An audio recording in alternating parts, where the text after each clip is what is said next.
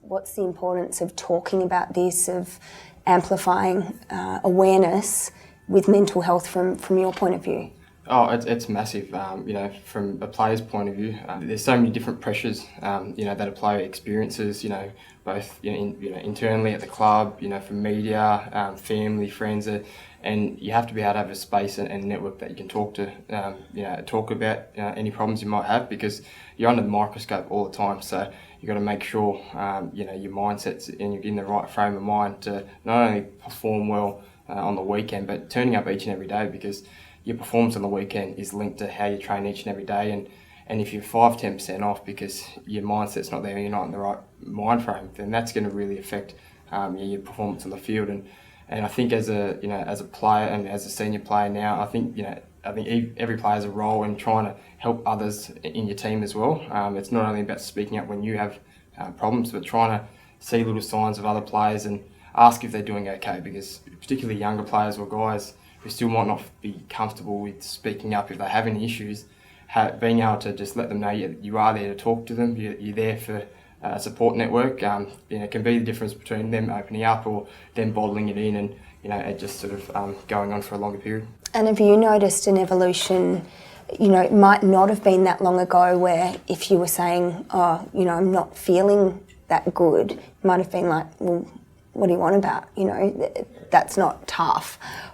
Has the conversation changed from a player's point of view, do you think? Oh, definitely. I think definitely over the last 5 years, I think across the game and sport in general and society in general, I think it's definitely changed the perception of being able to speak up when you aren't, feeling well mentally, because I think it's the importance of, your mindset and how you are mentally is linked to, obviously, it as important or if not more important than your physical health. And I mean, people have no problems putting their hands up when they're injured or their physical health, and when they need assistance with that. I think the shift is now to, and has been getting a lot better, is to put your hand up and ask for help when you're not really there from the mental side of things. I know, particularly from my point of view, and the point of view here at the Tigers, unfortunately, I think it was about 5 or 6 years ago, we lost a young kid who took his own life, and that was sort of, for me, a big turning point, because you always sort of ask yourself, could I have done more? Could I have asked if he's okay? Would that have made a difference? And, a lot of the players here have sort of shifted our mindset from then on in saying, what, we need to make sure players know we're there for each other. And, you need to speak up when you aren't feeling, you're not in the right headspace, or you have problems at home, or you're not, you're struggling in some way, because all it might do is talking to someone about it, just getting it off your chest, and that might be all it takes, or it might take having to, do other things, but just getting off your chest and being able to talk to someone about it. And I think that's a big shift in sport and society in general, that people are more comfortable to do that now. A shift for the better. Yeah. Todd, what about from your perspective? So we're hearing a coach talk about 1%ers, body and mind. Can you break that down for us from where you sit and what you know? Yeah, totally. I think from a 1%er point of view, like when you don't know what someone's morning has been like if they get to the gym, or you don't know what their evening's like, you only see them for a certain amount of time from a training point of view. So focusing on sleep, nutrition, technology, and then also focusing on just sitting with yourself and breathing. I think there's a lot of technology and devices out there that can distract us at the moment.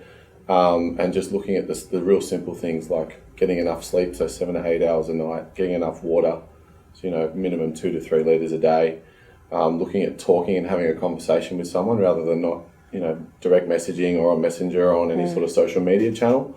I think that's a really big thing, is to actually have a conversation with someone and give them the opportunity to talk to someone like we're doing now.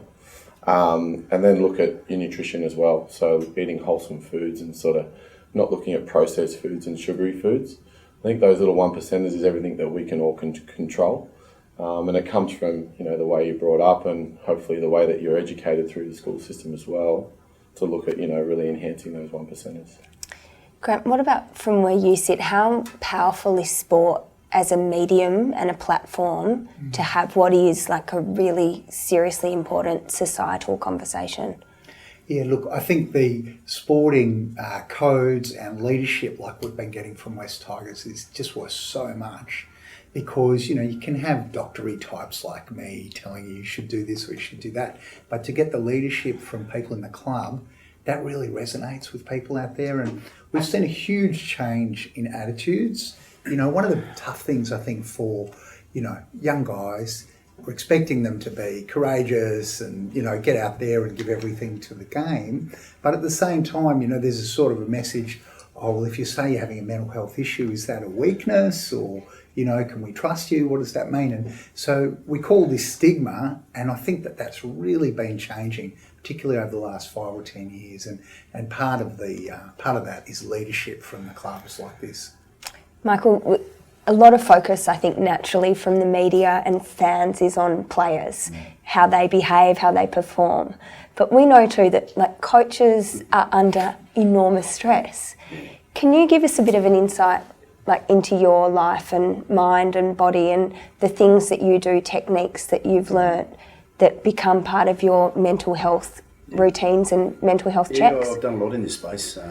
You know, over the years, I guess, at different organisations that I've worked with, you know, through meditation and different skills that you can actually use to learn how to use your breathing to actually clear your mind. I think they're the big pieces for a lot of people to understand now. It might be meditation, a bit of yoga, those sorts of different things. But I think society's changing, you know, and the different pressures that young men have and young ladies have now in the world with, you know, the social media. I think the biggest thing I've found over time is just the relationships you have with your people around you. You know, put your phones down. Talk, find out where they're at. And, you know, Chris just spoke about it, that the fact that, you know, you've got senior players and, you know, I've got coaching staff and everyone's got families at home and, you know, everyone goes through a different pressure, I guess, at some stage before they come to work, whether or not it's the baby that's been up all night crying and, you know, they've had a hard time. But you've got to be able to find out where people are at when they walk in your doors. And I think they're the little things that, for coaches as well, to be able to have people in your organisation to be able to talk about it. Because one thing I've learned in this space is that we're all after the same thing. We all want to be successful, and everyone sees that in a different light, but it's being able to look after your family. So I guess being able to talk about those things with your peers, and the best part of an environment, in a sporting environment, is you've got teammates. And you've got to utilise those people because, you know, I've got some people that have got a great experience in the game, like Chrissy, who's been around for a long time. Young guys, they're trying to work out how to handle those pressures when they first walk in the door. So it's being able to use the people around you to best work through the madness of life now. And I think that's a big part of what we need to make sure we concentrate on is get away the phones and the social stuff and just talk to each other. And, you know, I've seen our senior group grow, so many young men coming through into the sporting space, so it's a big part of what we do. What little things do you do personally? Like you talked about the breathing. Do you meditate? Do you do yoga? What can you tell us about what you do? I do a little bit of those sorts of things, but I'm fortunate I've got a family at home and I just really enjoy my family time. Yeah. You know, I'd like to think we've got a very strong family part about the club, which we're always trying to grow, but I think the family is your key, that I can go home to my family and enjoy all the little things there, and then when I come back, and the team is a family in itself. Yeah. So to be able to sit down and watch the highs and the lows of a football team is that you are going to face a tough period at some stage in a game of footy or off the field and those sorts of things, but it's how you come together. And that's the piece that I really enjoy doing, and, you know, you hear about other people's issues and,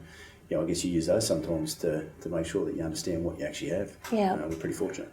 Chris, what about you? Like, we practice things in sport to get better at, you know, whatever skill you need to play your sport. What do you practice to be better in terms of mental health? Well, I think for me personally, it's probably something I've sort of gone through recently, having a pretty severe sort of facial injury and going through a bit of a mental roller coaster. Is for me, it's about identifying when you are in that headspace, because you're not always going to be feeling your best. Your mood's going to be up and down. Identifying when you are in a headspace, why that is, and then focusing on what you can control. A lot of the times you're in that space, you have no control over some of the things that are getting you in that headspace. So I found if I focus on the things I actually can control, and that's my behaviours and actions, and might be obviously my sleep, nutrition, exercise, as Toddy said, I found that to be a massive one. So for me, I was 6 weeks after my injury where I couldn't do any exercise, and for me that was probably the first time since I debuted 14 years ago where I'd gone 6 weeks with no exercise at all. So I never really understood. I knew the benefits of exercise for your mental health space and your mood and your energy, and I knew the benefits even in the off season if I went 2 weeks not exercising. But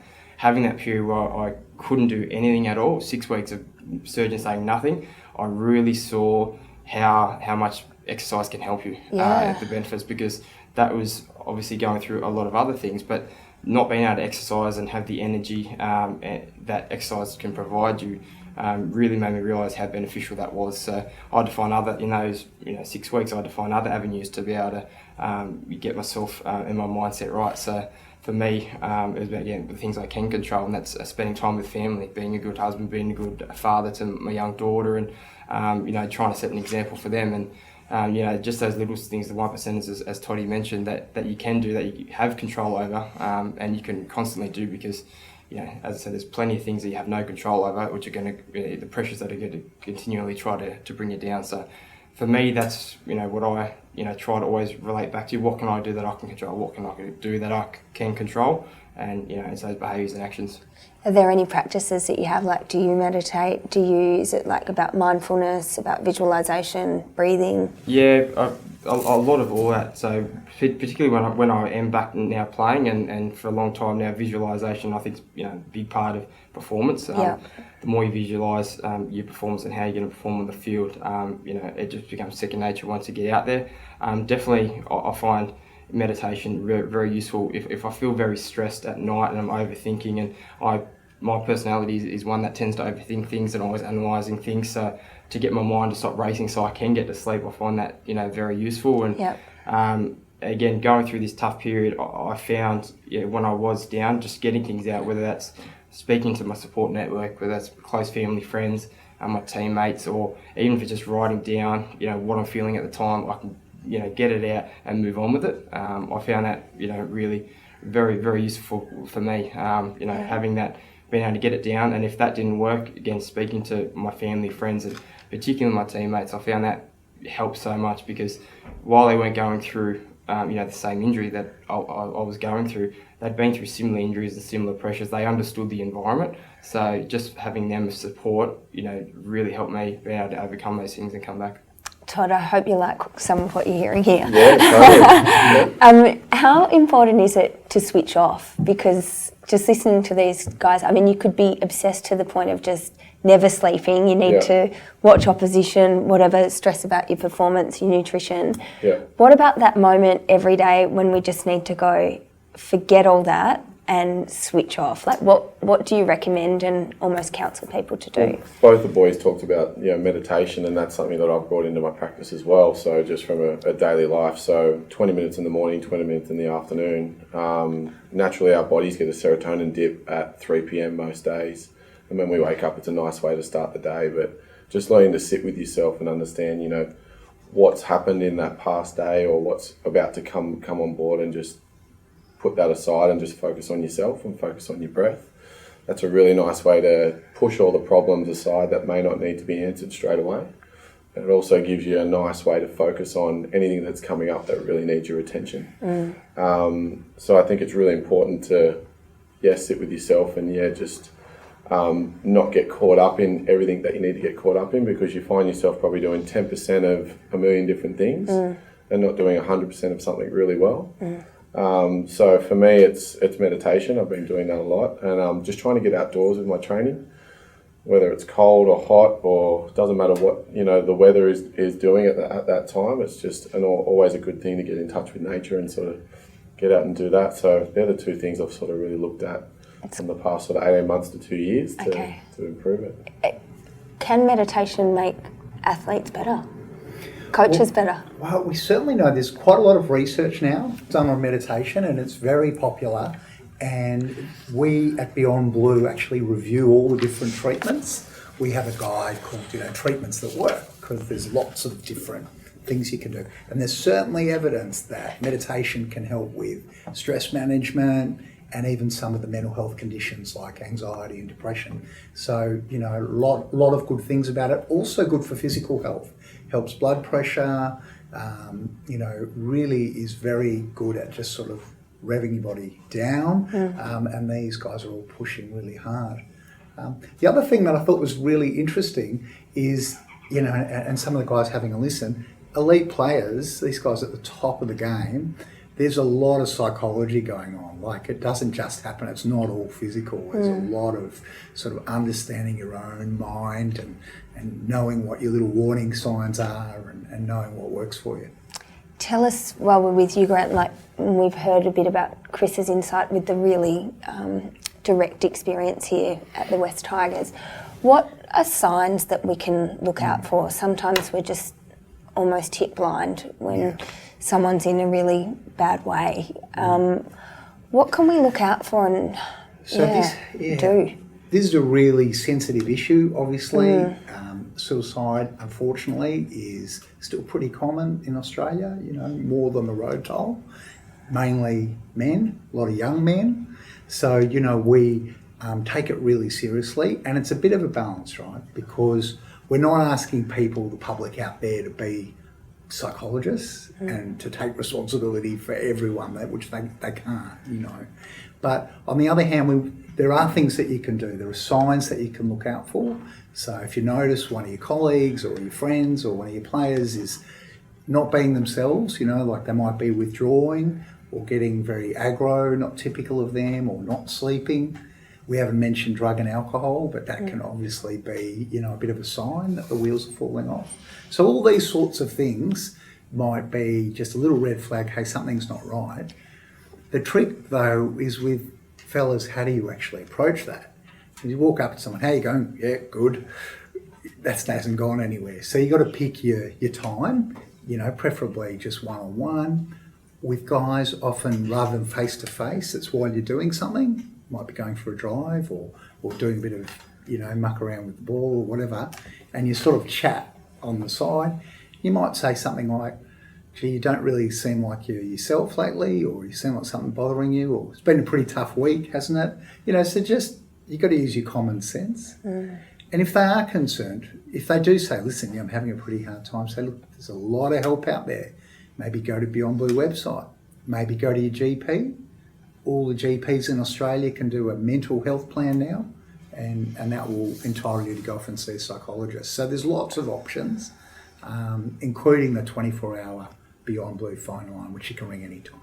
So, Michael, tell us about something that's happened in your life, an experience maybe. I believe you went overseas and that gave you some really incredible perspective one time. Yeah, it did. It gave me pretty good clarity around life, I guess. I finished up at a previous job in 2017, and then I was fortunate to come across a nun that actually was a mad supporter at the time, and she was quite fanatical, and she asked me at some stage through the back end, I suppose, of my time at the previous club, about going away and working in one of the missions over in Zimbabwe. And I accepted, and I guess it just worked out in the timing that I spent 2 weeks over there with obviously the people over there, and you know the scenes and the people. I could not believe how happy they were and how little they had. They were basically sitting around waiting for a little bit of food or just some water. It could have gone for 2 weeks prior to getting either of those things. So they just looked after each other and survived. So I guess the big thing I got out of that was the gratitude of the things that we actually have around us. And I think that plays a big part in mental health, is that, you know, you've got to realise how lucky we are in what we have. And that for all young men, that, you know, as a leader, you've got to make sure that you're telling these stories so kids understand how special it is that you can live in our environment. Because it does. There are different pressures in the sporting environment, but it's nothing compared to what I saw when I was overseas. It's your perspective, like your sense of perspective. And yeah, Todd, you were saying about nature before. Just some practical examples. Like, it's all very well to say, let's get out in nature, but what would you actually say, like, to ground yourself, to reframe, to get that perspective pretty simply? How would you recommend you do it? When we were kids, we'd go out and play footy or play whatever sport with no shoes on. So, like, that's really simple, is to just take your shoes off and go for a walk, and whether that's on the grass, the sand, dirt, whatever it may be. But we're surrounded by really beautiful landscapes, so why don't you just go for a run, go 10 minutes one way, 10 minutes back the other, and see how you feel, instead of being cooped up in a gym. Like, we've always got an option to sort of keep active and get out there and do something for ourselves in nature. Chris, we heard Grant talking about, you know, broaching conversations. If you, given your experiences, if you've noticed or notice a player who's maybe a bit off, teammate, even just a friend at work, how would you go about sort of broaching that combo. Yeah, I think as Grant said, I think you got to just get in that casual conversation with them. You have to make sure that they feel comfortable to open up to you. So, I mean, it has, being a leader here at the club, there actually has been a number of times where I've had to go up and ask one of the players if they're all right. And for me personally, it's just first of all saying, "Hey mate, how are you travelling? You're right." And as most guys do, initially, "No, I'm all good, mate, all good." But for me, then I sort of try to follow up on that. So, I'd go later that day or the next day and say, "Mate, look, just noticed you've been a bit down. Just let you know, if you ever need a chat, I'm here for you." So for me, it's just letting them know that you are there. Yeah. When they feel ready to be able to talk and open up, they know you're there to talk to them.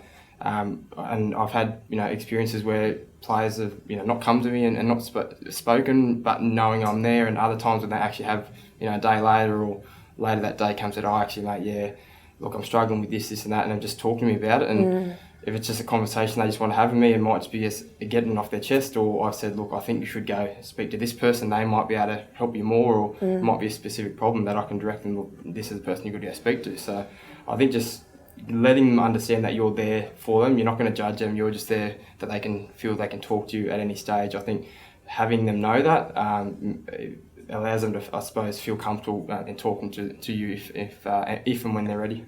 Grant, probably doesn't surprise you if a seed might be planted by someone and then it's actually, there's a bit of a time lapse before the conversation actually takes off. Absolutely. I mean, I reckon the players would be lucky to come and chat to someone like Chris. Obviously, it's just, he's right on it. And I think the thing that's worth remembering is for a lot of guys, they're actually quite isolated. I work as a GP as well. And I'm always surprised they don't generally have as sort of rich networks as the girls, especially if they've had a relationship breakup or something happen. So then if they know, he said I can give him a call anytime, you just leave that door open. That's gold. That's worth a lot. So, I think that's a great approach. So just to wrap it up, I think we've talked a lot about sort of anecdotal and incidental ways that we sort of think and talk about mental health. What about, like, with the West Tigers? What do you sort of actively do? And I'm talking to this triangle here to make sure you're checking in, to routinely sort of be asking the questions rather than just relying on, Chris's radar or Michael's that someone's a bit off. Like, what do you actually do here to really prioritise it? Yeah, I really encourage our senior players and our players to really have the conversations. I call them genuine conversations around where you're at every single day. I mean, one thing that I always look at is when a player walks in the door, you can see by how they walk in the door whether or not they're ready to go. It's quite easy to see these sorts of things when you've been around a lot of players over a long period of time, and that you get a bit of a regular habit of how they are as a person. And it might be that they come in jovial, but it might be that one day that you just notice something that might be an issue. So go and ask, go and talk. We've got a pretty strong leadership group, so there's a number of guys there that actively letting the younger boys know that we're here to be able to talk to if need be. And I think just even for us older boys, by in front of the group, showing that putting your hand up when you are mentally ill there, when you are struggling. And so I think it shows the other younger guys that it's okay to ask for help, and you're not always going to be feeling the best, but that's why you've got a team around you to support you. So that's about making sure you use that support when you need it. And Todd, just to round it out, I think even a club just literally associating itself with BeyondBlue, that's a really powerful statement, isn't it? Yeah, fantastic. I mean, just supporting a cause like that, and also, I mean, any mental health cause that we can support across the country is great. Across all codes, we should be doing that. It's great that West Tigers have taken the first foot forward into do it, I guess, for the NRL, and hopefully there's more to come. Grant, would you like to have the final word? Final word? Well, really, I mean, it's just so insightful to hear how these guys are thinking about things. And we know that, the culture of a club gets set from the top. Yeah. And you're just sending a really powerful message from your sleeve to what you're saying, that this is a really important issue and that we're taking it seriously. So I think it's great. Thank you all so much.